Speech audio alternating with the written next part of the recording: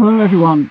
I'm Professor Douglas Bourne. I'm Director of the Development Education Research Centre at University College London and also a Professor of Development Education. And I would welcome you to this webinar to launch this very exciting new publication edited by Emilio Bosio on ethically university, this whole sense of ways in which universities and higher educations are addressing questions about local global relationships and the whole question of ethics, ethical questions, which has become increasingly important part of higher education. And so Emiliano is going to introduce the presentation and talk a bit about one of his roles as editor and the overall themes of the chapter. Then a number of contributors are going to speak for a few minutes about their particular chapters. All right. Okay. So good afternoon, good morning, or good evening, depending on where you're located today, and greetings from Tokyo, Japan. I want to begin by thanking Angel, Derek UCL, and Douglas Bourne for hosting this virtual book launch, The Emergence of the Ethically Engaged University. So my name is Emiliano Bosio, professor of global education based in Japan at Toyo University, and I've authored and co-authored multiple scientific articles in the field of global citizenship, critical, transformative, ethical, values-based pedagogy, collaborating with scholars such as Carlos Alberto Torres, Harry Giraud, Youssef Atid, who is here today with us, Peter McLaren, and others. And so some of my recent books include Conversations on Global Citizenship Education in Routledge, Global Citizenship Education in Global South by Broll, and Value Creating Education in Routledge. In terms of international journal publications, these include Exploring Values and Knowledge in Global Citizenship Education, with William Gaudelli and Carlos Alberto Torres in Springer, Ethical Global Citizenship Education with Hans Schatzel, also in Springer, and Critical Pedagogy and Global Citizenship Education with Harry Giraud and Routledge. And currently, I'm guest editing with Youssef and Silke Schreer-Barsh a new special issue in the UNESCO International Review of Education on philosophical, ethical, and pedagogical perspectives on global citizenship education, a critical examination with educators from south to north. So if you're interested in the topic, please feel free to get in touch. Let me also briefly mention that I'm the editor of the Global Citizenship Education interview series, and this interview series is particularly important, firstly, because it's publicly available on YouTube and therefore accessible to students and researchers. And secondly, because to date, it featured over 50 scholars worldwide, including James Banks from the University of Washington, Betty Lisk, La Trobe University, Simon Marginson, Oxford University, and Hans de Witt, Boston College. Hans is here with us today and will speak later. So the Global Citizenship Education interview series provides a sort of a video roadmap to relevant experiences in global citizenship in higher education and beyond.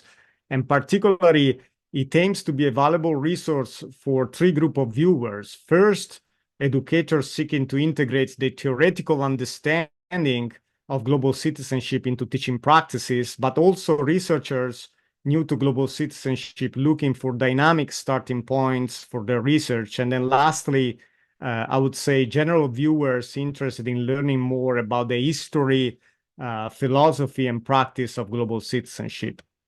And so this webinar today, marking the launch of our book, The Emergence of the Ethically Engaged University, published in Springer, is given by a scholar based in Japan who has collaborated with academics worldwide, including those both in the global north and the global south. And so, for instance, my experience includes working with scholars in countries such as South Africa, Tanzania, Trinidad and Tobago, Malawi, Ghana, India, Zimbabwe, Mexico, Jordan, the United States, the United Kingdom, Israel, Canada, Brazil, Italy, South Korea, China, and Japan.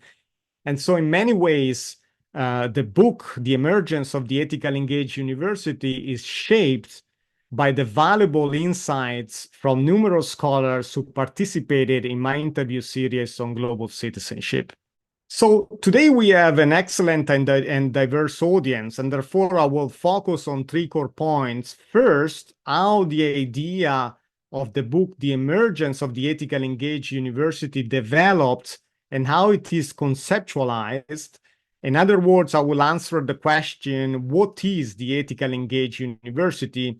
And then I will briefly discuss the book's key themes. Afterward, I will delve into 5 key elements of the Ethically Engaged University as discussed in my chapter, namely decolonialism, caring ethics, eco-critical views, global moral consciousness, and humanity empowerment. And I will conclude my talk by suggesting why the idea of the Ethically Engaged University is both necessary and powerful, along with a brief summary of the main points discussed today.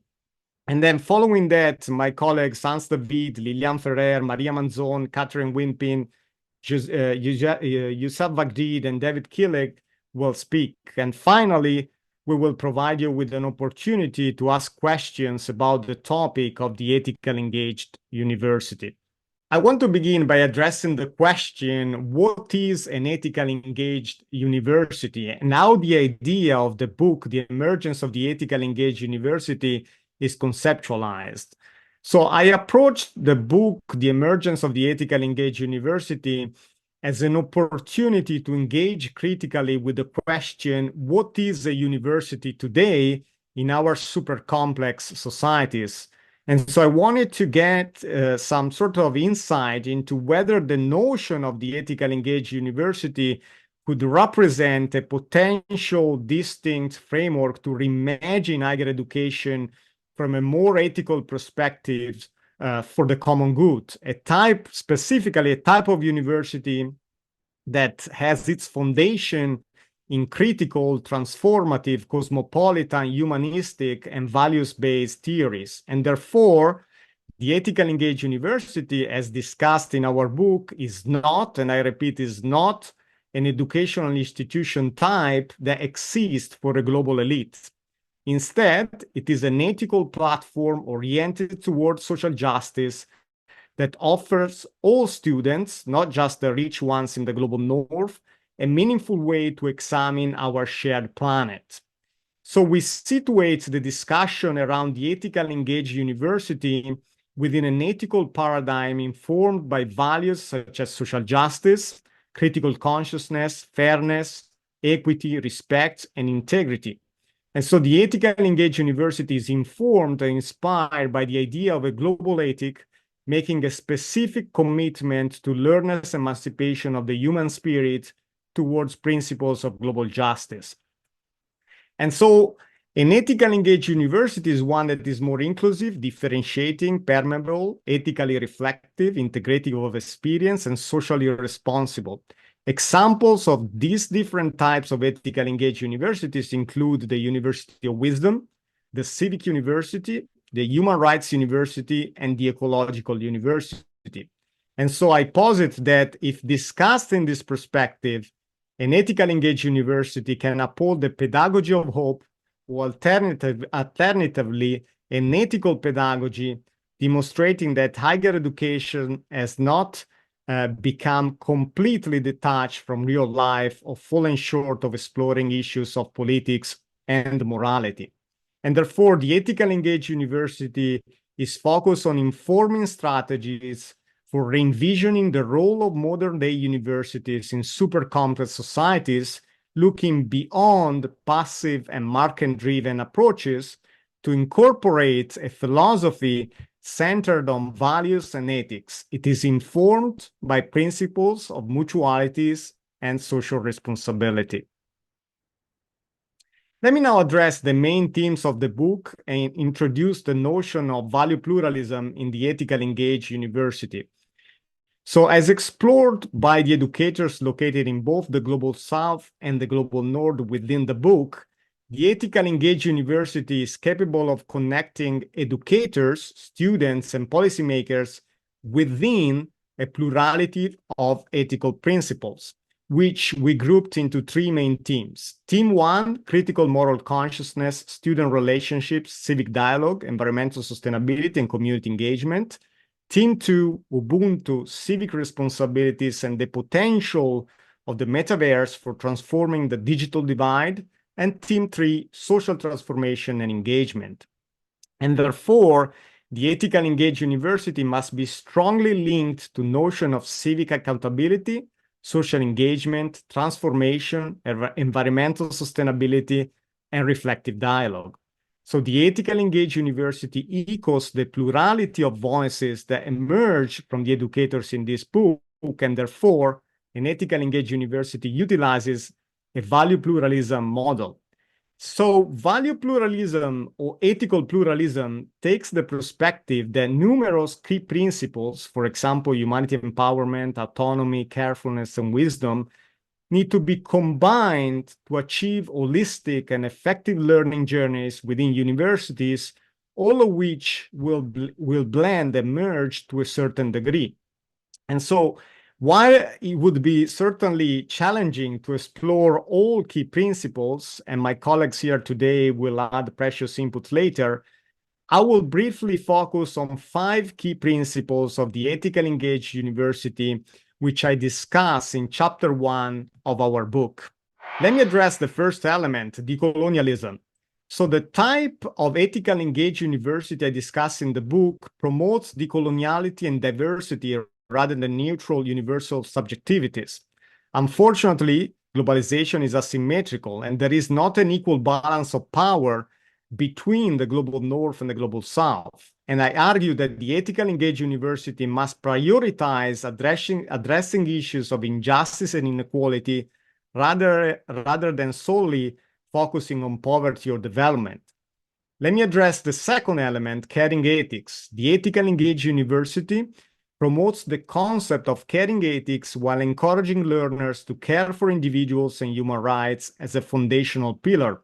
And so from this perspective, I suggest that the ethical engaged university must be founded on compassionate ethics, attempting to comprehend, analyze, and find resolutions for the contemporary crisis of migration. Let me address the third element, eco-critical perspective. The ethical engaged university encourages ecological consciousness and supports learners to examine the injustice created by humanity's perception that it is the supreme being on earth. So by swapping out ego for eco, we can move the focus away from a human-centric attitude. And therefore, one of the objectives of the ethical engaged university is to foster in our students an eco-ethical consciousness that considers the environmental and social impacts caused by human decisions as effectively indivisible. Let me now address the fourth element, global moral consciousness. So the global moral consciousness element of the ethical engaged university encompasses the cultivation of a type of humanistic consciousness that transcends national, ethnic, geographic, and even religious boundaries. And this approach consists of an awareness of other perspectives, viewing a single humanity as the primary level of community, and also having a moral consciousness to act for the good of the world. And lastly, let me address the fifth element, empowering humanity. I believe that empowering humanity requires the ethical engaged university to open a path for the personal improvement of every student, not only those who are white, rich, and located in the global north. The ethical engaged university must therefore emphasize an interpersonal dimension that recognizes the human drive to live harmoniously and responsibly and respectfully with others. And here others has a capital O. So let me conclude with this question. Why is the notion of the ethical engaged university both powerful and necessary? The notion of the ethical engaged university is both powerful and necessary because it seeks to address a central question. And the question is, what knowledge and values should universities promote to shape new forms of ethics and new thinking about society and communities? And so in answering this question, the contributions put forward by the excellent scholars in this book suggest that the ethical engaged university, at least potentially, must promote a reorientation of learners' responsibilities towards an orientation that adheres to the belief that knowing without acting is insufficient. And I will repeat, knowing without acting is insufficient. We might have underestimated ethical values in academia, and yet ethical values are, or at least should be, a key part of our pedagogy, teaching, and research, particularly when it comes to higher education. And so one of the key suggestions that emerged from the valuable perspective offered by the excellent educators in this book is that discussions on the ethical engaged university should find a special place in our university's deliberations. And indeed, the ethical engaged university, as discussed in this volume and in its ethical essence, raises questions not only about the meaning of ethical knowledge and values themselves, but also brings into view matters of the purposes of higher education and the kind of human beings that higher education seeks to develop in the 21st century, the era of globalization. And so this is particularly relevant in relation to the responses of higher education to neoliberal globalization and what we mean by ethical values and knowledge in higher education. And let me conclude by mentioning what Hans David, who is with us today and will speak next, eloquently suggests in his foreword to our book. Moving away from a more competitive and exclusive higher education toward a more socially responsible and inclusive one is more necessary than ever, given the severe challenges our global society faces: climate change, pandemics, poverty, inequality, and many others. Thank you for listening, and next, Hans will speak. Thank you very much. Thank you very much, Emiliano, both for asking me to do the foreword for the book on the emergence of ethical engaged university, but also to present in this webinar. When I was asked to do so, I was positively enthusiastic about it because it's a very important topic these days. More than ever, we need to discuss the ethical role of higher education. And this book makes an appeal for a higher education sector to move away from the market-oriented neoliberal direction it has taken over the past decades towards a more socially responsible and ethically engaged system.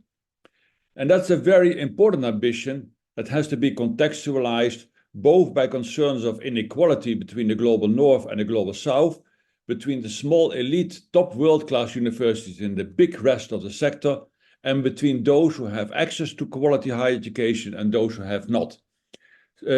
So it's important to contextualize the role of ethics in the current situation of global higher education. And in that, it is, in my view, important to address two key phenomena and the international dimension of it. As a former director of the Center for International Higher Education at Boston College and currently Professor Emeritus and Distinguished Fellow, my main work has been over the years to look into the internationalization of higher education and what is happening in the international higher education development. And always in that, we, also my predecessor, Philip Albach, and I have been emphasizing the importance that we have to look at into a diverse way, looking at not only the global north, but in particular, the increasingly more important role of higher education in the global south. And two phenomena we have been emphasizing as being key in the current context of higher education over the past decades. It's on the one hand, it's massification, and a little bit contradictory, but that makes it so important to address it. The second one, the contribution of higher education to the knowledge economy and society in a global context. These two key trends not only have created tension with each other, but also have created all kinds of ethical challenges to the sector and its international dimensions, and so it's important to address them. If we look at the massification, during the past 7 decades, the higher education landscape has changed dramatically.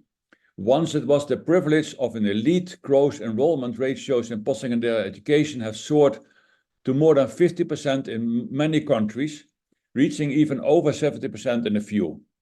There are more than 260 million students globally and more than 20,000 to 40,000. We don't know exactly how many there are. It's also a question of definition. Post-secondary institutions focusing on every possible specialization. So massification is a key phenomenon in much of our world. Emerging economies, including China, India, and in Latin America, are expanding their enrollment rates towards 50% or more, as is common in high-income countries. Even in countries in Africa, still at the elite phase, with a GRE of less than 15%, the demand for higher education is rapidly expanding as a result of improved primary and secondary education and an emerging middle class. On the other hand, in countries in Europe, North America, Japan being a fair case, Korea increasingly, that have already moved far beyond the 50%, such as, again, also Australia, Canada, etc., the supply of tertiary places is starting to exceed demand. So there is a tension between, on the one hand, an increasing globalization in, for instance, Africa, big parts of Asia, the Middle East, and Latin America, and on the other hand, a decreasing demand in the more high-income countries. The implications of this process for higher education are diverse. In the first place, it has resulted in a substantial increase in private higher education, in particular in the Global South, by lack of sufficient public resources. This private sector has even surpassed in many countries the public sector, for instance in Latin America, both in number of institutions as well as students. And this private sector is increasingly for-profit, and that part of the private sector, compared to the not-for-profit and public sector, in general operates at a lower quality level of higher education.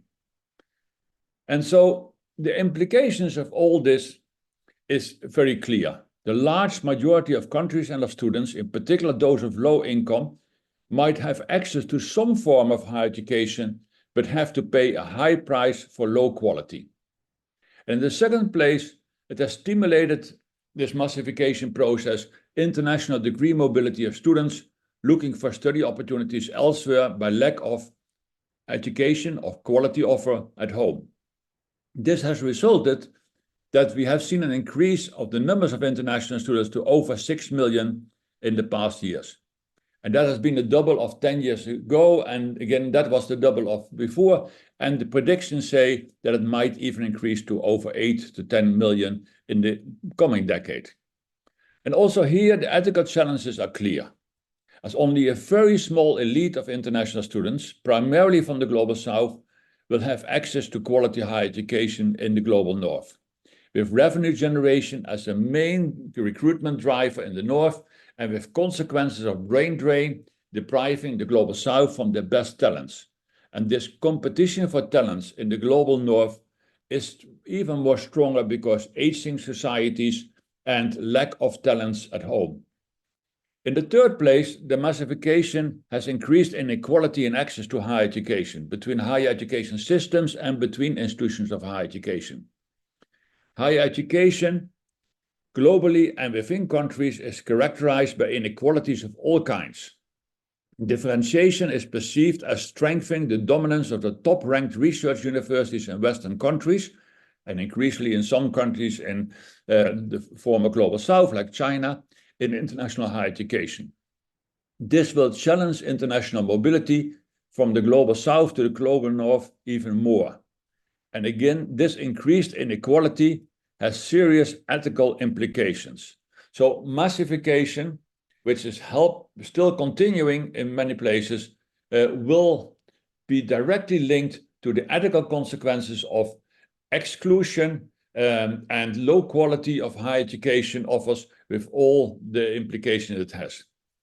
If we look at the second phenomenon, the global knowledge economy, the increasing technology and science-based global set of economic relations that requires higher level of knowledge, skills, and sophisticated international relations, that is a different phenomenon than the massification. where massification results in the call for more and diverse higher education institutions, with challenges of quality overall.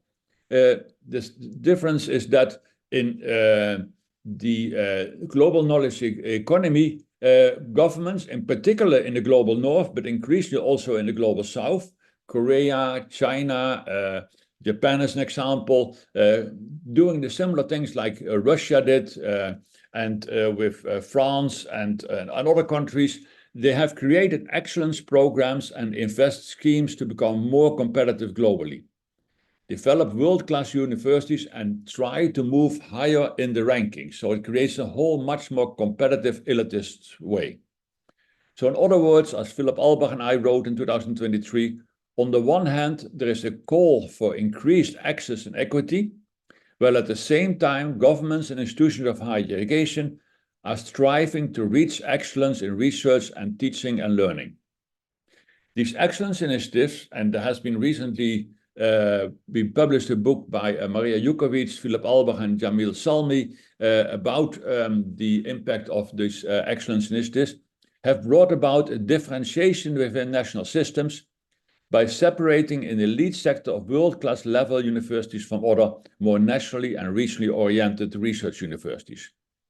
Rankings, national, regional, global, institutional, by discipline, you can these days call whatever type of rankings emerge, have come to play a central role in the construction of excellence schemes.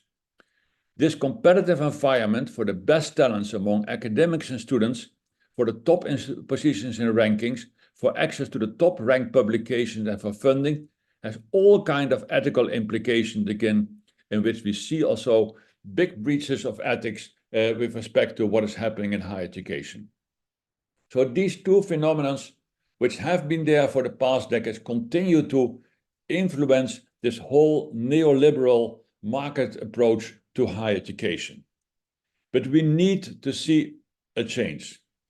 As a result of shifting geopolitical alliances and tensions, we are likely to see changes in who collaborates with whom.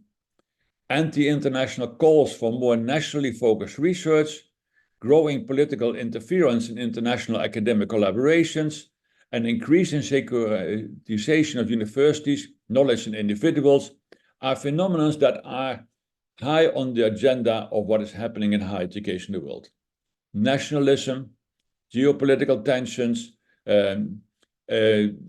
inequality, these are all phenomena that we are facing, and these limitations on international collaboration, which are therefore also knowledge security reasons, and the many attacks on academic freedom and autonomy are a result of increasing nationalism and populism and are counterproductive to the needs of what we need in our global society. So ethics is very much related to the debate about autonomy and academic freedom. And we see that where academic freedom was perceived something of authoritarian regimes in the global south, is very present in democratic regimes in the global north these days as well. It is present in North America, and in states like Florida, etc. It's present in Europe, in countries like even my own country, the Netherlands. It's everywhere there is a threat to academic freedom and autonomy. And so it's very important that as part of the discussion about ethical higher education, we have to look at academic freedom and the democratic mission of higher education. I'm myself going to be involved in a project for the Council of Europe about the democratic mission of higher education and academic freedom. But there are also initiatives by the European Commission and European Parliament to address academic freedom. We see it in North America, but the Lumina Foundation is working on a project with that. I think these are very important signals, because we have to move away from a more competitive and exclusive higher education towards what Emiliano already has addressed, towards a more socially responsible and inclusive higher education that is needed more than ever before. To close off, already in 2017, Denisova Smith, who is an expert in corruption, and I wrote the lack of academic integrity, fraud, and other forms of unethical behavior are problems that higher education faces in both developing and developed countries, at mass and elite universities, and at public and private institutions. While academic misconduct is not new, massification, internationalization, privatization, digitalization, and commercialization have placed ethics higher on the agenda of many institutions. But although that's true, there's still a long way to go. And in my view, to conclude, the contributions of the scholars to this book provide ample evidence of the need, the challenges, and directions towards a more ethically engaged higher education system and community. Thank you very much. So now we're shifting to chapter 4 of the book. Thank you, Emiliano, for giving us this opportunity. And the topic of the chapter is Catholic Universities' Ethical Engagement through Environmental Sustainability Education. As you will see, we're a good number of co-authors here, and Lilian Ferrer is here present to talk to us about why we have such a diverse group of authors. Yes, Lilian, please. Yes, thank you, Maria, and thank you very much for the opportunity of being part of this initiative. I really appreciate it. As Maria said, I'm Lilian Ferrer. I'm very happy to speak also from Santiago, Chile. I think that Hans de Witt make a very, very good point about how universities really are very much engaged with the development of the region, particularly in the south. So I think that this idea of ethical universities, it's really important in this part of the world. But in order to understand what Maria is going to be talking about later in terms of our chapter, I think it's really important that you understand who participated in writing that. And that has to do with SACRU. So SACRU is a network of research-intensive Catholic universities dedicated to research and teaching excellence, engagement, and global collaboration informed by Catholic social teaching. And this is something that has connected with different opportunities that we have developed in order to actually commit with this mission. The SACRU members that you see here are actually 8 research-intensive universities: ACU, Boston College, that was already mentioned, Pontificia Universidad Católica de Chile, PUC Rio from Brazil, Sofia University from Japan, Universidad Católica Portuguesa in Portugal, and Universidad Católica del Sacre Cuore in Italy, and Universidad Ramon Llull in Spain. So actually the members, and if we can follow with the next, Maria, the members actually are providing with the opportunity to work with several faculty members, 11,000 actually, putting them all together, 218,000 students. Altogether, we have 168 doctoral programs. We have programs for many undergrad students. And the reason why I'm mentioning this in terms of what this network means in terms of numbers is the fact that by putting together these different universities that are Catholic universities and research-intensive universities, we are actually connecting 4 continents at the moment. And I think that makes a really big difference. And when we decided to organize this, and actually this network was created right before the pandemic. So basically, we had to develop as a network, as a whole entity, online at the beginning. And even though we have 8 universities with wonderful 31 campuses, we were not able to get together. It happened after the pandemic, and actually we have been able to meet. But I think that the important thing to mention out of all these people that are connecting in this is that the main activities of SACRU are connected with research, where we are all the time looking for challenging topics that have a high impact on society. So in a sense, we are connecting with this idea of being ethically engaged universities with social compromise. And it's implemented by transdisciplinary working groups. And I'm going to mention what we're doing in working group number 2.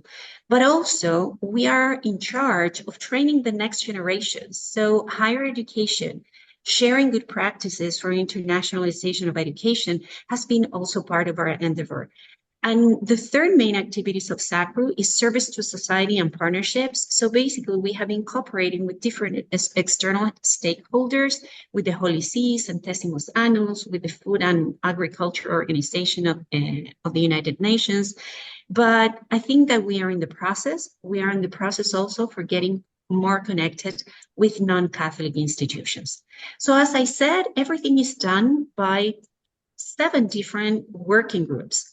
And our working group, the one that we are representing here with Maria, is the one that is called Catholic Identity and Laudato Si, the Common Home and Social Justice. So our goal has been integrating Laudato Si principles in the heart of SACRU universities through research, teaching, and service, which are our 3 main activities, along with strengthening the Catholic university's contribution to creating a better home for all. And in these objectives, we actually have been creating evidence of how Laudato Si is integrated in our campus life, strengthening the role of our universities in research and public engagement, thus promoting Laudato Si principles outside the universities, and of course, establishing a dialogue with secular universities. And we have had pretty good results, I would say. If I can mention some selected activities, we develop a report where we talk how we have put Laudato Si in action within SACRU, and that's a report that we could share afterwards with you. We have developed several webinars where we talked about integral ecology and the future of the planet. We have participated in several events in terms of raising awareness, because something that usually happens, and we have discussed a lot about this, is that we engage many faculty members, professionals, but not many are students. And we are really, really working with them, getting connected with them. And of course, we still have a lot of work to do, but we are working on that.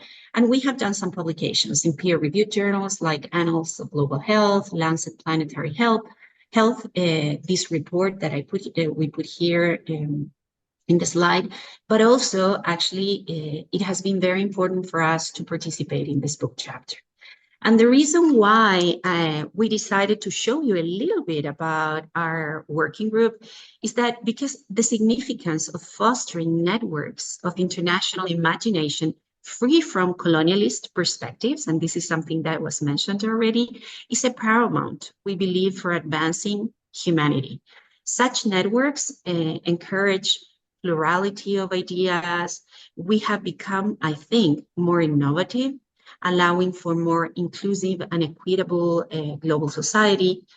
So basically, by working in these networks, we have been challenging the status quo by promoting diverse viewpoints and knowledge systems that have historically been marginalized.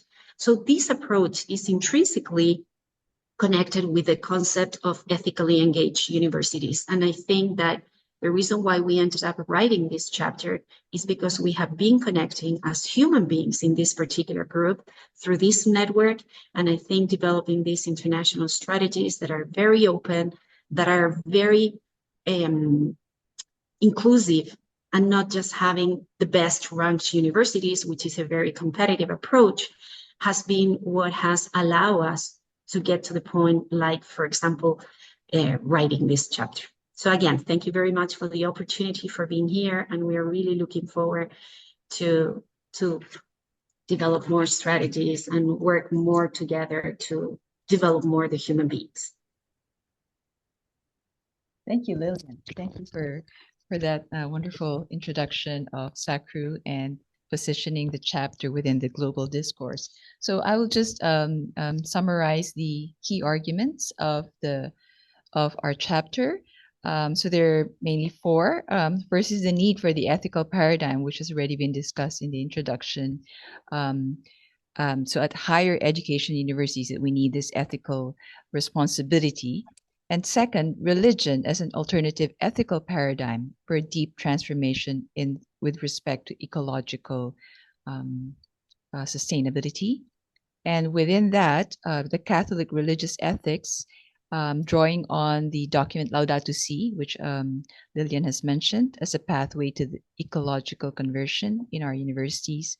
And finally, showing some of these good practices that we're learning from each other within the SACRU network.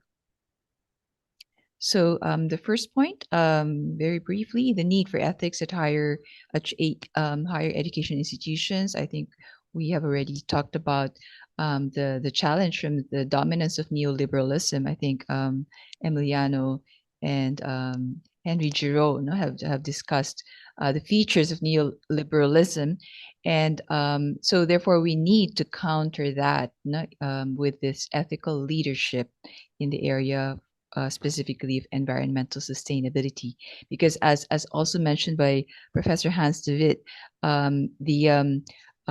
this preoccupation with rankings. Now, this while we have also environmental sustainability campus rankings, it might end up being instrumentalist if we don't have this sincere ethical heart in our leadership.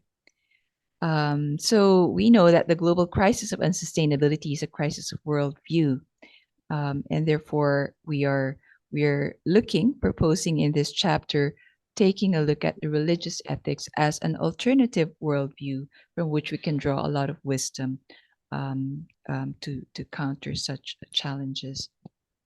And so, okay, so within this religious worldview, we can learn, for example, such wisdom on the caring attitude, the caring ethics, and also we recognize the influence of religious affiliated higher education institutions, schools, etc., that can sort of hone values in globally. And then Laudato Si was mentioned, as I think most scholars here are familiar with the document of Pope Francis. And from there, we draw two lessons, that environmental degradation is actually very much interrelated, and it's rooted in a moral degradation of human beings, such as climate crisis is inseparable from a throwaway culture, which affects the excluded just as it quickly reduces things to rubbish. So, then the second point we expounded on was that environmental well-being thus requires an ecological conversion in terms of ecological virtues such as praise, gratitude, care, sobriety, etc. So the final point of the chapter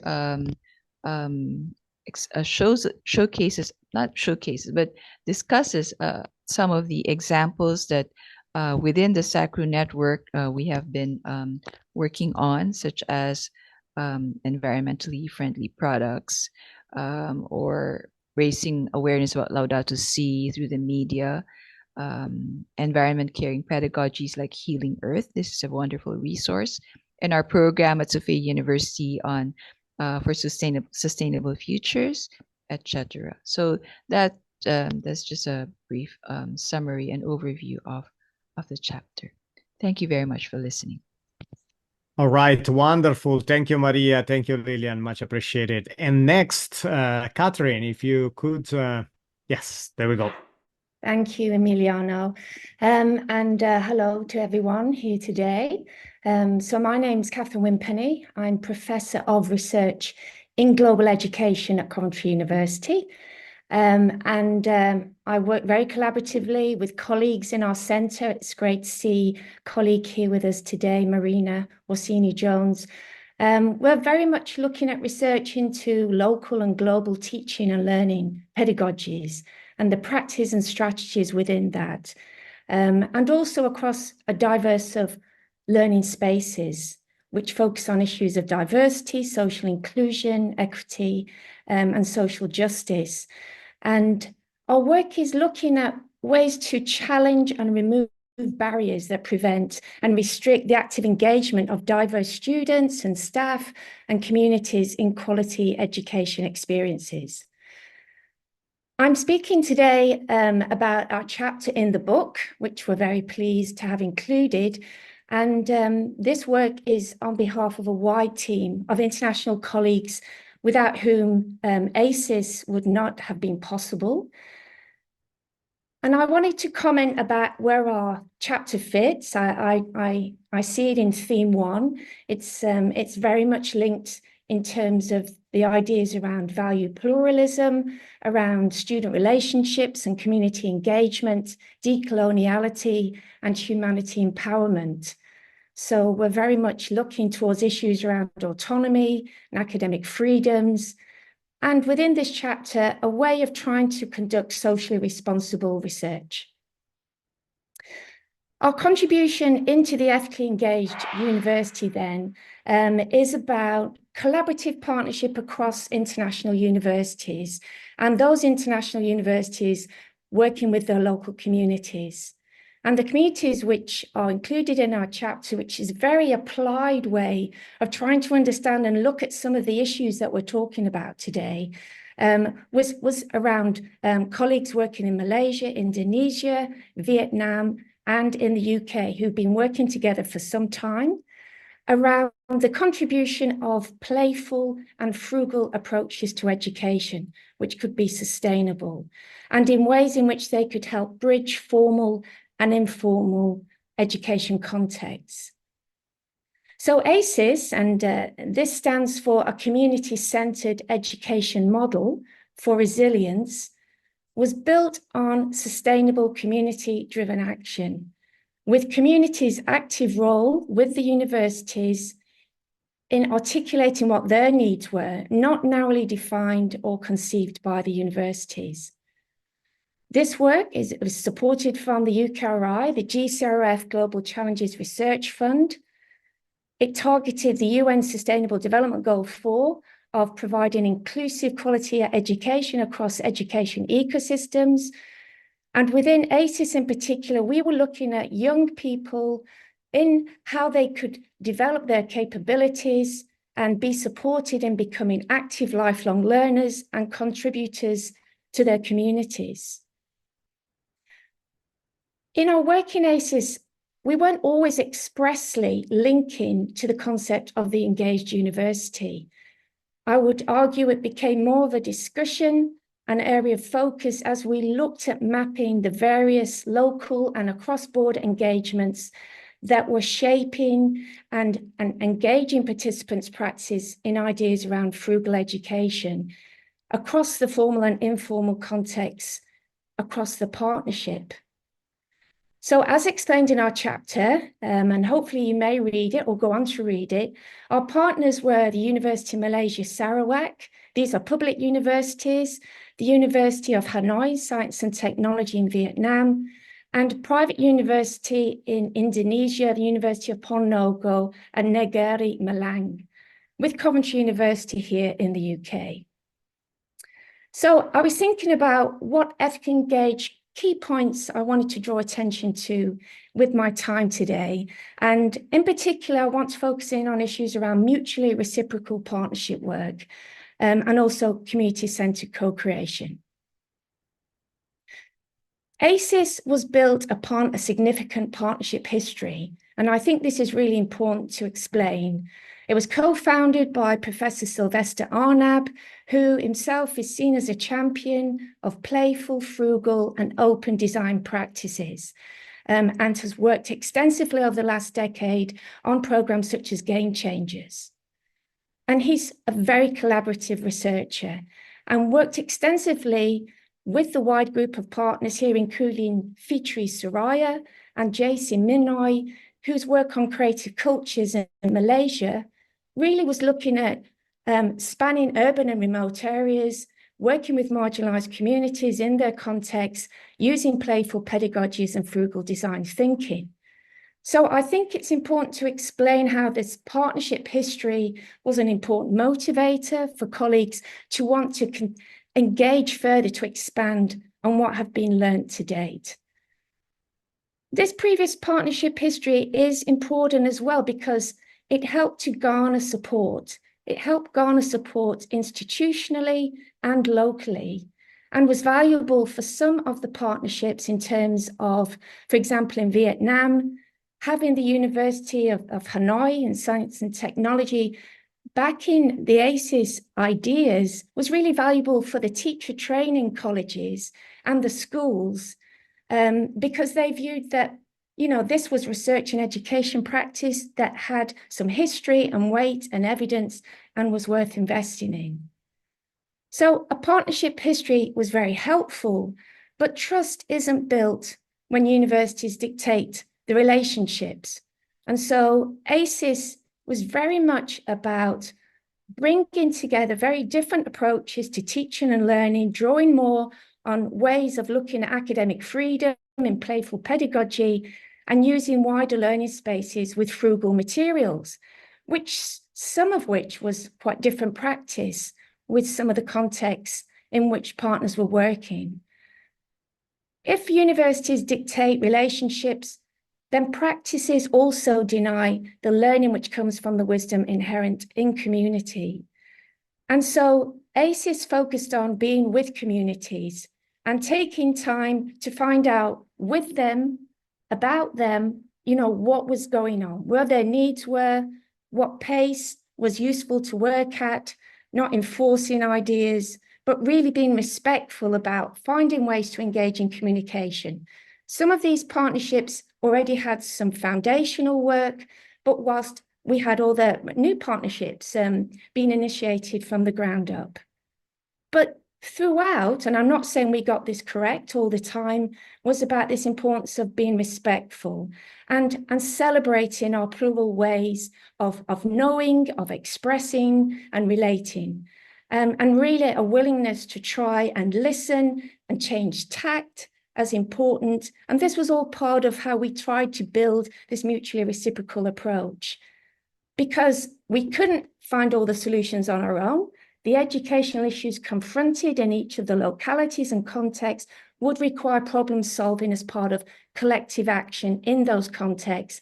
But then this is what was shared across contexts to inform and support and enable us to think wider as a wider partnership. So I mentioned the focus was fundamentally about young people, but ACES viewed educators as our key partners and very powerful as agents of change, agents of societal change, not least because they tend to be already deeply embedded in their community and positioned in ways in which they understand local issues and how to try and mobilize young people and other actors around them. But apart from that, we also knew that there were existing protocols in terms of community engagements which might tended to often be mandated and top down, with permissions that had to be sought from gatekeepers before interventions could take place. So there was a focus on policy engagement.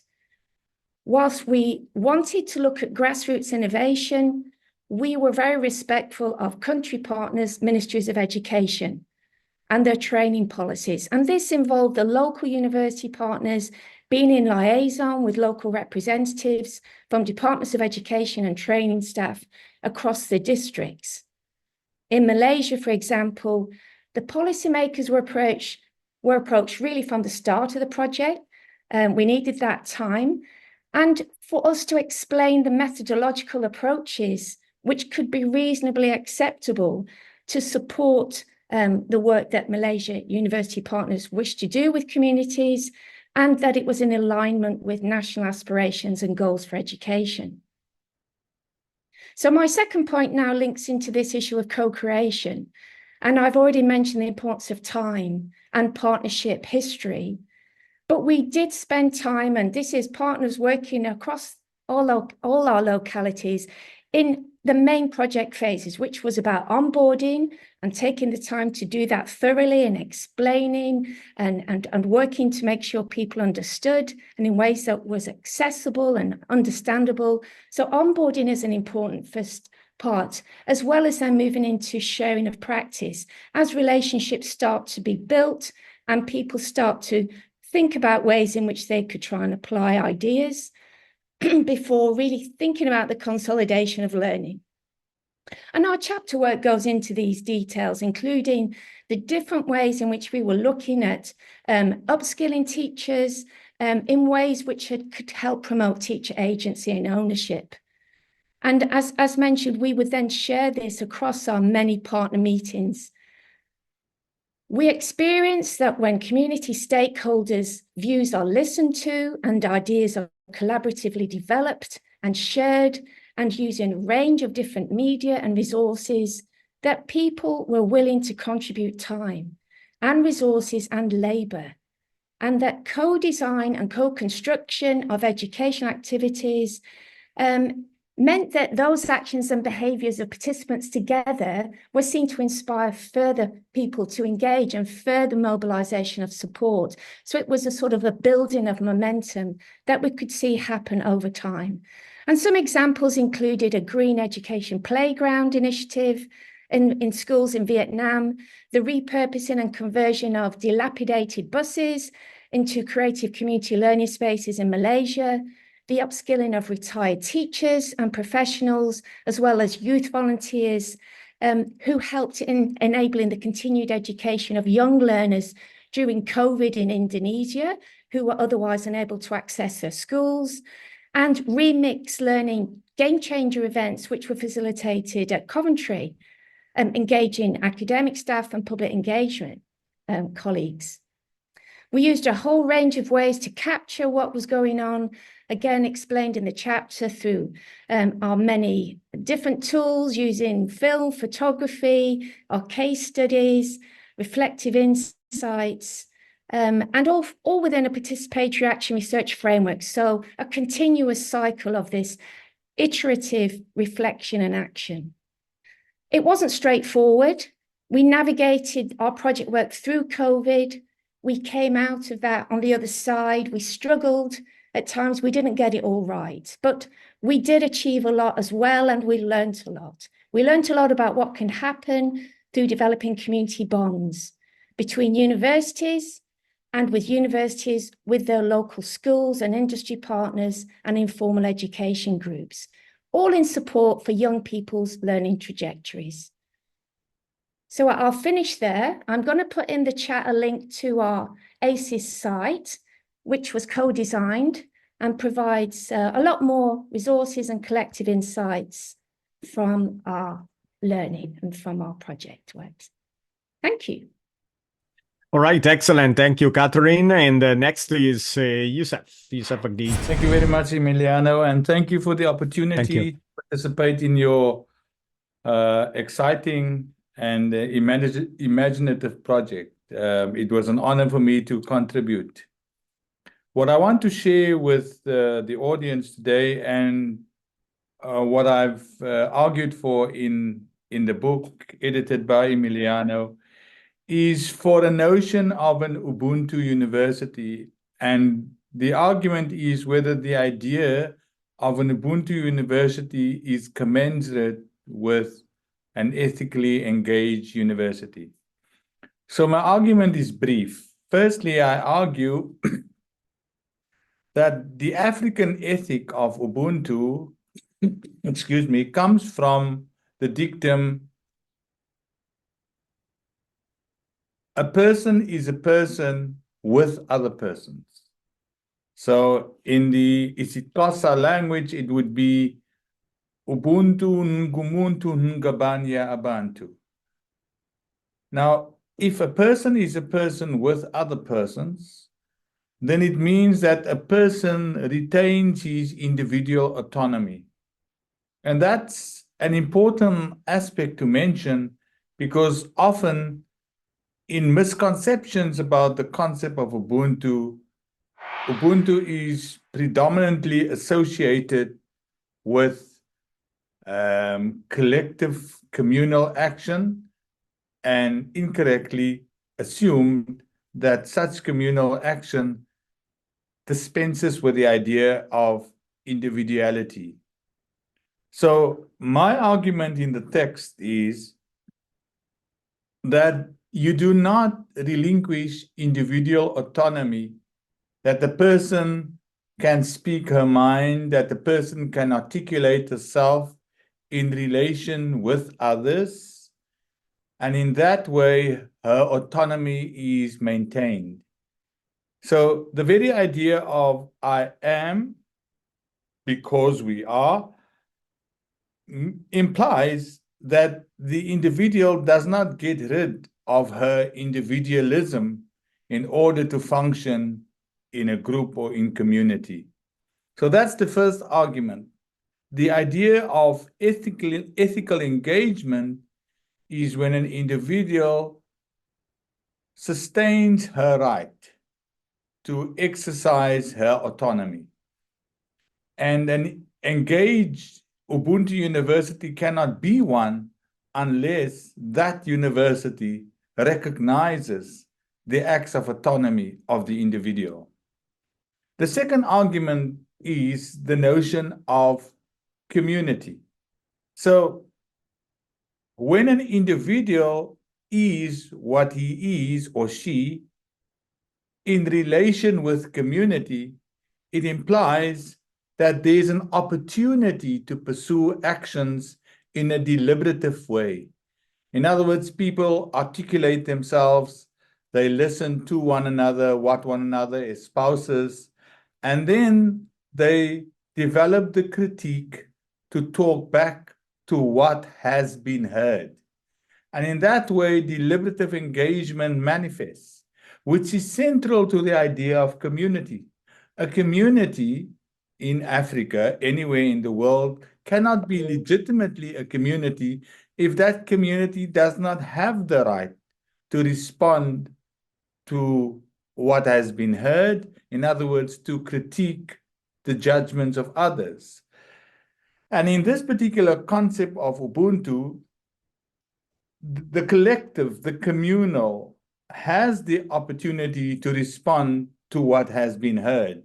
So the argument is that if a university on the African continent is to be considered as ethically engaged, it has to create opportunities for humans to deliberate with one another, because through deliberation, there's an opportunity for people to listen to what one another has to say, to talk back to one another, and also to re-articulate their own responses in a critical way.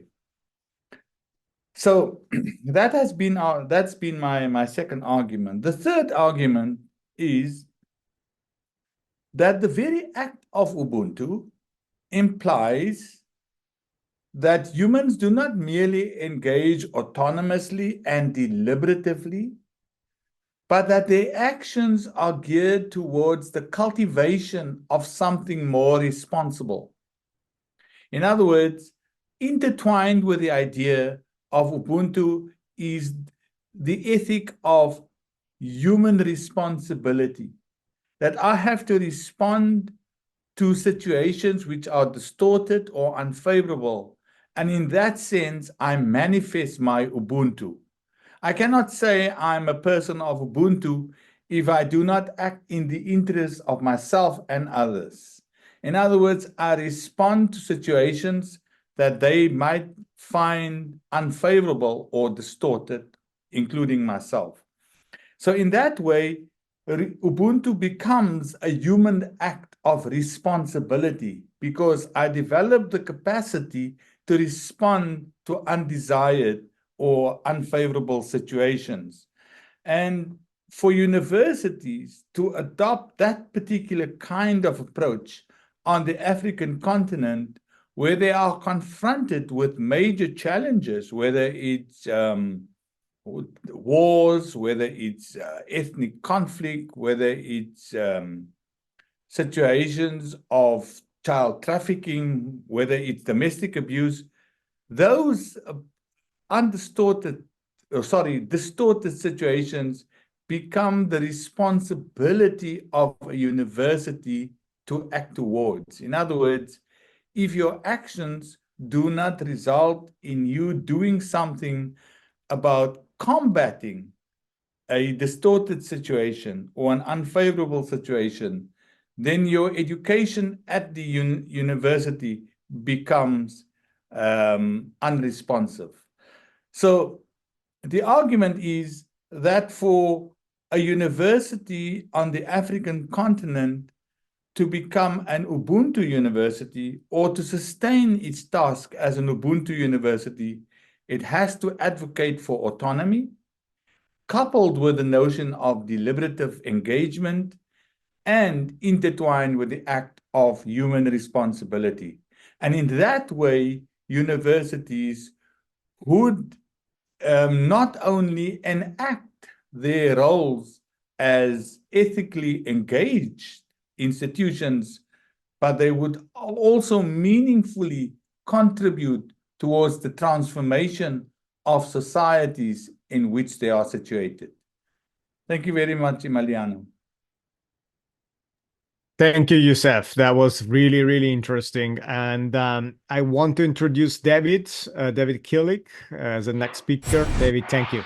Okay, thank you. Thank you, everybody. It's such a great opportunity to share thoughts with people who are here today. And it's really good to see the launch of this important book going forward.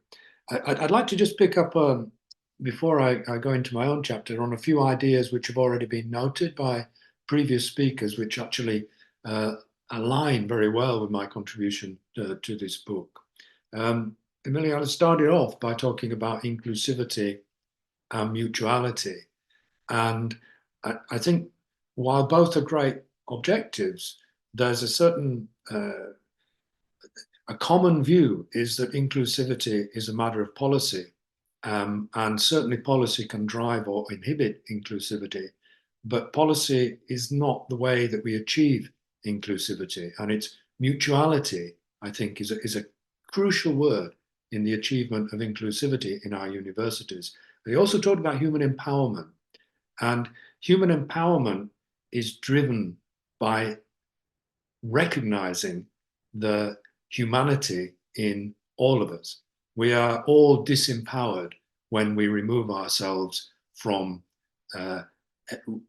allowing everybody to have an equal and human voice and human presence in our circles, wherever they may be.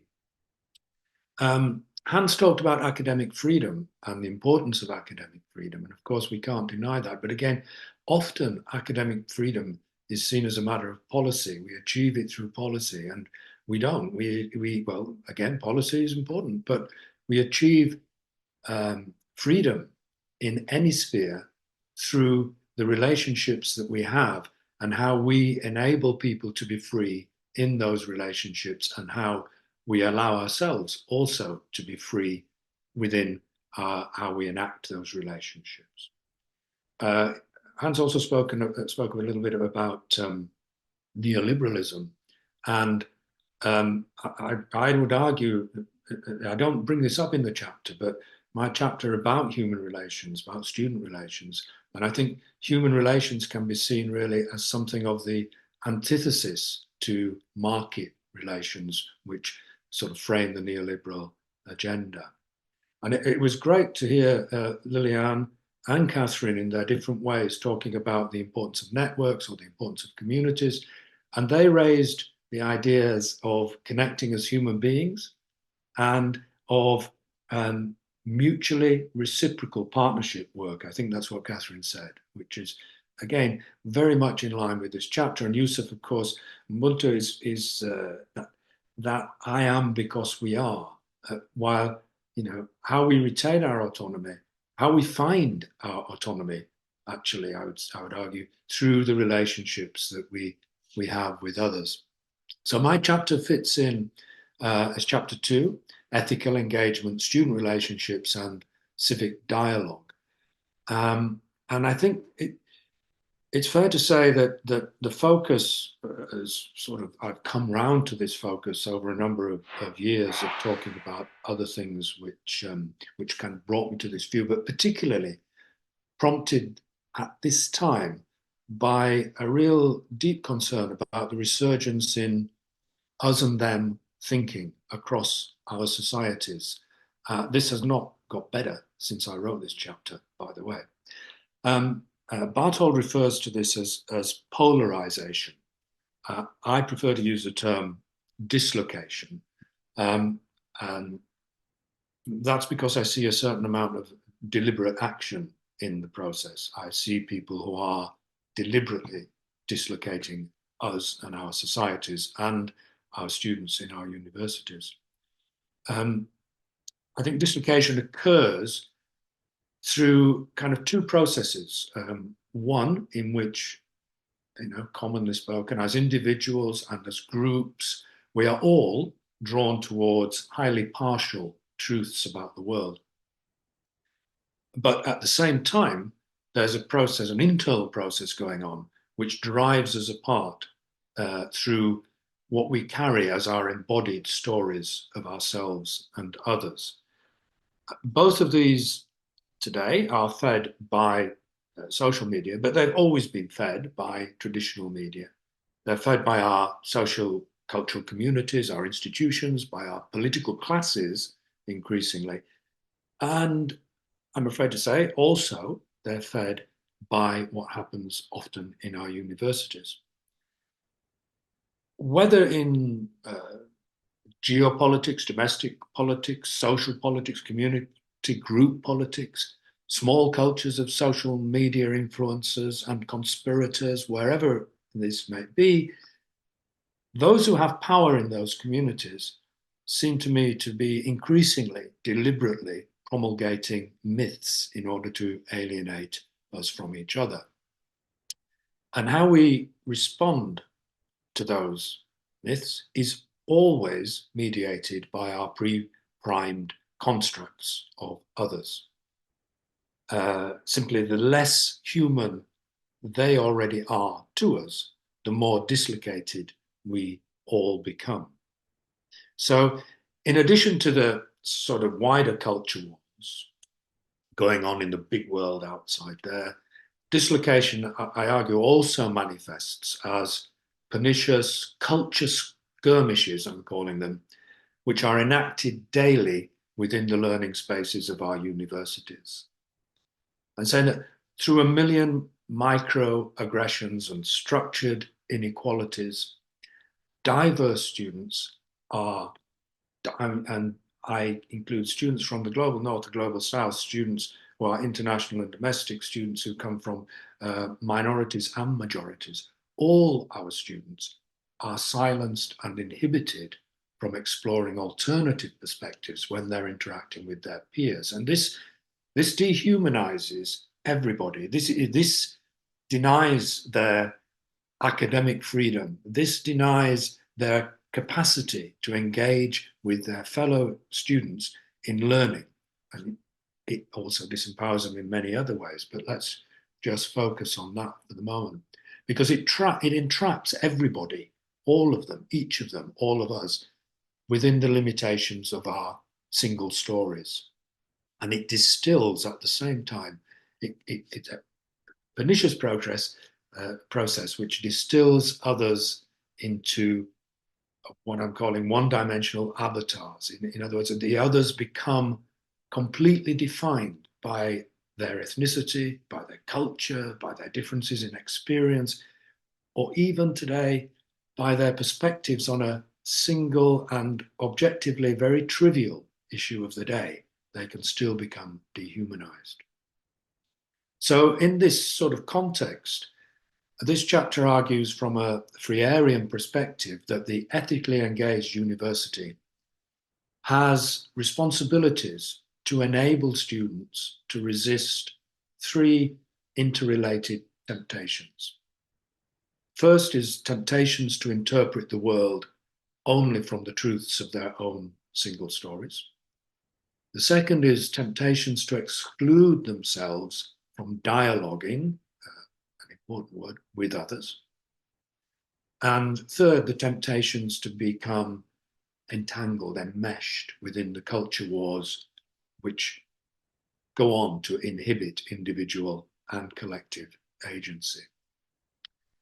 The chapter draws on principally on three constructs in order to frame suggestions regarding areas of practice where these might be achieved, these where students might be helped to resist those temptations. The first is Buber's philosophy of dialogue, and this, resonates very much from a totally different tradition. It resonates very much with what Yusuf was saying, but specifically that to be human is to be relational. We are foremost relational beings, and secondary, we are rational beings. And that to be relational, in Buber's term, is to engage equally and fully with others as subjects in the world, what he calls thous, rather than as sort of diminished avatars, as I said earlier, silenced its. The second area I draw on is Miller's psychological therapy force on the development of mutually enhancing and growth fostering relationships. They are essentially, the essential idea there is that we replace with the sort of more traditional framing of relationships where power over each other is replaced by a power with others. Those are the dynamics that we're seeking to promulgate in the relationships that we build. And thirdly, Barthold's principles for civic dialogue. From each of these, I draw a common thread of enabling our students to move towards seeing each other as equally human. I suggest this is particularly germane for our universities because we are, as Hans referred to earlier, we are actively pursuing globally diverse student communities. We're bringing diverse students into our learning spaces. That's a huge responsibility. And we must not forget, or we must teach ourselves as educators and as institutions, that when we do that, we are bringing together people, individuals, who carry within themselves multiple variations of intersectionality. They embody a web of norms, of disadvantage, of privilege, constructed and construed differently from their various cultures, communities, and biographies. That is to say that our students embody diverse, enculturated truths, and these are not readily set aside when they encounter students who have alternative truths.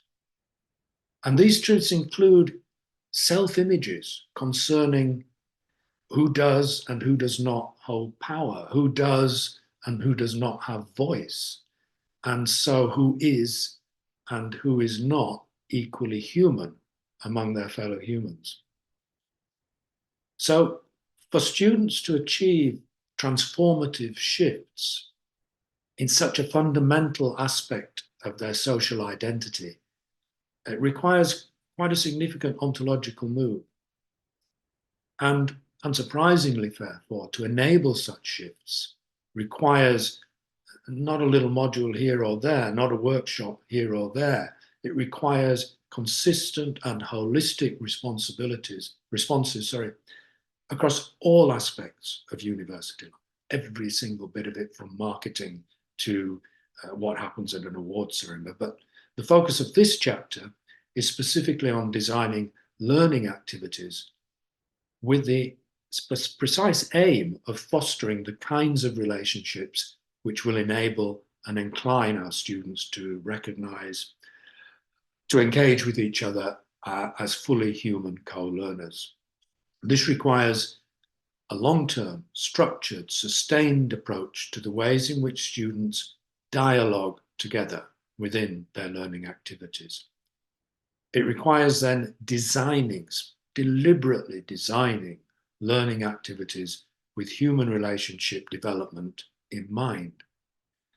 And so the chapter concludes with a series of process-focused precepts and protocols to embed within student, pair, and group learning activities across the curriculum. Thank you very much. Thank you, David. Thank you, David. And Daga now will moderate Q&A session. Thank you, Emiliano. Thank you, everyone. That was really very rich series of presentations. Whole range of observations that I've got already written down. A whole number of things, of concepts and terms referred to. Very interesting about making connections to a whole range of things regarding practices in higher education, ethical approaches, posing questions almost about what's the purpose and what is the role of the university. Interpreting some of the comments that are in the chat already, I suppose that a starting point to all the presenters, and perhaps be interested to know what their observation is on this, is actually, there are certain terms that were mentioned, like common good, ethical universities. I suppose the question is, who determines what is ethical? Who determines the sense of the common good? And I suppose I'd be interested to know what people feel in terms of how things are constructed and interpreted, and where does power lie? Yeah, and thank you, Doc. This is really a very important, but at the same time not easy to answer question, because I mean, people have all kind of different perceptions of what is the common good and what is the real ethics, and the only thing what we have to do is by this kind of also scholarly work that the book presents, is to define some guiding principles that at least we as academics can follow, and push pressure on our university leaders and our governments what we think is important. And in that sense, what I also addressed is the social responsibility that we have is for me, the fundamental guiding principle. We have a social responsibility to contribute as academics, as universities, to solve the key problems that we have in our society. And I know that's a very general, easy to say thing, but we have to be indeed moving from using only words in writing or in webinars like this, but really getting much more engaged actively together to try to make that change. And more than that, I think it will be nearly impossible to agree. And apologize that I have to leave, but I think this has been a very important publication and a very good webinar. Thank you very much. Thanks, Anne. Thanks, Anne. Thank you, Hans. And I want to build up briefly on what Hans just said. For me, and again, this is a great question, a great theme actually to address. It will take hours to discuss what is ethics, what is an ethical engaged university, what is an ethical university or ethically oriented university. But for me, based on the last 4 to 5 years of studies and research, the 5 principles of decolonialism, caring ethics, eco-critical views, critical moral consciousness, and humanity empowerment are keys. But of course, this is not to say that these are the only elements that should guide the idea, the visionary perspective of an ethically engaged university. For me, this starts just as a starting point for a discussion of what kind of knowledge and values a university in the context of our super complex societies, including pandemic, potential international conflicts, racism, lack of respect, lack of understanding among different cultures and religions. For me, the decolonialism, caring ethics, eco-critical views, global moral consciousness, critical consciousness, humanity empowerment are definitely a sort of a roadmap based on which we educators and colleagues, practitioners, of course, students, and all those involved within the teaching and learning journey, which is, in my opinion, a precious journey, can start building up a dialogue on at least envisioning a different type of education that is not only based on building up preparation for the international job market, important as it is, but it also looks into, for example, fostering leaders who are able to engage in a in a dialogue that eventually produces peace and not war. What really concerns me is to see leaders who are not able to engage in dialogue with each other, that do not pay attention to diversity, that are engaging in a rhetoric that encourages war rather than peace. All of these brings to the question that I was asking at the beginning of this webinar, and I posted in a chat: what knowledge and values should universities promote to shape new forms of ethics and new thinking about society and communities? For me, this is a central question when it comes on, what is an ethical engaged university? Thank you, Emiliano. Does any other presenters wish to add to that? Be interested to see that their comments and observations. Yes, David. Then Catherine, yeah. Yeah, I'll just jump in. I think the actual phrase "the common good" implies that the common good is good. So in itself, there's a sort of a rhetorical question there. I think, okay, moving away. No, not moving away. Nobody in this webinar, I think, has suggested anything political about the need for a common good, or a political definition around what a common good is. We all seem to be kind of speaking about the need for people to come together in some way or another, and for enabling spaces in which people themselves can come to an idea about what a common good may be. Not just us sitting here in our rather plush or not so plush ivory towers, not just the universities and the institutions, not just the political classes, not just the people on social media who seek to promote dislocation. And so, I mean, I think about what Catherine was saying about the way, building community partnerships with universities across the world in ways which perhaps would not have been even dreamt of 10 or 20 years ago, when we had a very high opinion of ourselves in the global north. Yeah. So what am I saying? I don't know. I'm saying that to come to an idea of what the common good is, what we really need is to make spaces for dialogue where people around the world, where all our students in our classrooms can contribute to that notion of what is the common good. Okay, thank you. Catherine? Yes, well, thank you. I really like what David was sharing. I think the principles in the book that Emiliano went through, they all make a lot of sense. And I've really enjoyed listening to all the speakers today. And I also think it can feel overwhelming, especially when we're trying to do this as a whole system approach.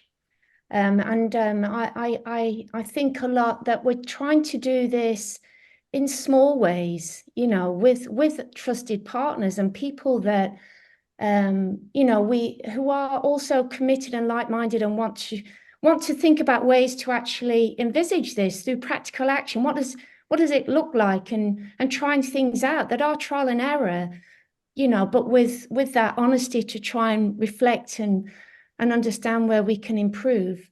But I think there's a lot to be said for the ways that learning can have significant impact on an individual, almost as an epiphany.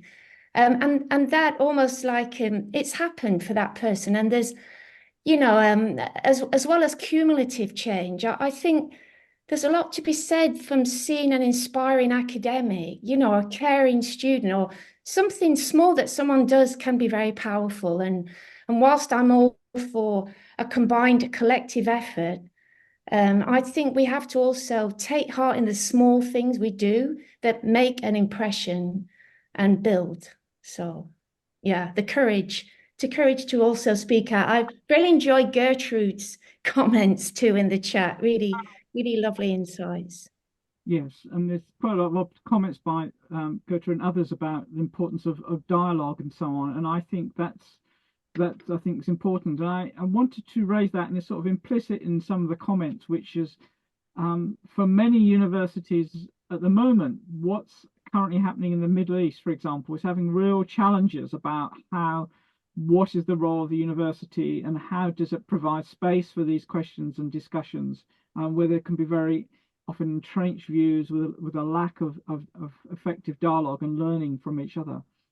And I just wanted to pose that in the context of particular issues that that may be happening today or people are aware of from their own experiences, where some of the thinking that people have been raising this afternoon, how it's panned out in reality, and how they could, if there are stories or examples where they think this is how, by engaging some of these questions, they've started to address some of those wider issues. Has anyone got any observations on that? The dialogic needs for on the topic of what does it mean to deliver higher education, and also from the point of view of learners, I think is crucial. I think it's crucial that the whole work, for example, that Freire and Macedo used to do on dialogues on pedagogy. What does it mean to educate? That was if you get back to their publications, where purely dialogic publication discussing the importance of education. So I think we lost in a way a little bit of will of getting together and like we are doing right now in the final part of this book launch, and just sharing human thoughts on what does it mean to educate in the context of our super fast and then, as David said, influenced by social media societies. I think we lost that a little bit, and I'm a great promoter of dialogue pedagogy, as you know, Doug, the dialogic approaches to education, and I think that's great. It should be much more part of academic publications, actually. Sure. At least this is my opinion. Anyone else want to add to that? Otherwise, there's a question for you, Catherine, from Gertrude. How does she see community work she describes linked more implicitly and more clearly to global education? How do you make these links more precisely? I suppose it's the community link and with the university and so on. Yeah. Yes. Well, I would say, and with regards to ACES, the focus was on ways to bridge the link between formal and informal learning contexts, and also the bridge between universities and sixth forms and schools and primary schools and informal learning contexts of scouts and guides and youth clubs and sports clubs, and just looking at shared learning across some of these contexts. I know in our centre we've been unpacking the idea of International Higher Education for Society and the mission of universities in their locale, and trying to understand the many and good projects going on locally that universities could leverage more resource for and support of, to get things more solidly off the ground, where there's good pockets of ideas or the sharing of good practices amongst these informal and formal communities. So I think it's ambitious, but global education is a grand term. And what do we mean by it? But it's across our education ecosystems, in my view, and absolutely carrying on into university third age. I even in COVID, when our neighbourhoods opened up and shared, the assets and resources that people had, that they were willing to come together and combine to help people out. Is that about global education? I don't know. It happens locally, regionally. Sure. Okay, well, can I say thanks everyone for participating in this, a really interesting book launch, and there's information in the chat about how to access the publication, and to also to all who joined us today. I'm sure conversations we've had today will continue within our own institutions, our own workplaces, and our own communities, because many of these issues are ever present in our lives at the moment, particularly in terms of current global issues and concerns. So thank you all very much.